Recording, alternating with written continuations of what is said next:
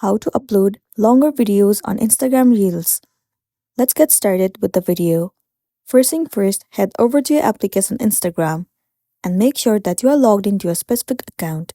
Once you have been logged in, it will land you on this page. Now click on this plus icon at the bottom of the screen. It will open up your gallery. So first of all, you should know that there is a limit to upload the videos, which means that you can only upload the videos till 90 seconds. If the video exceeds 90 seconds, then you have to trim it and make it to 90 seconds in order to upload the reel. So for now, select any of the video that you want to upload. You can select the longer video as well. Once selected, tap on next at the top right corner. Now click on this icon in order to trim the video. From here, you can make the video longer or shorter as per your need.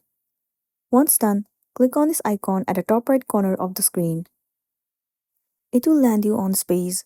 Now simply enter the caption to your video, tag people, add location as per your need. And once done, tap on share at the bottom right corner of the screen. After that, your reels will be uploaded successfully. So that's the wrap for this video. Make sure to smash the like button and consider subscribing to our channel. We'll see you in the next one.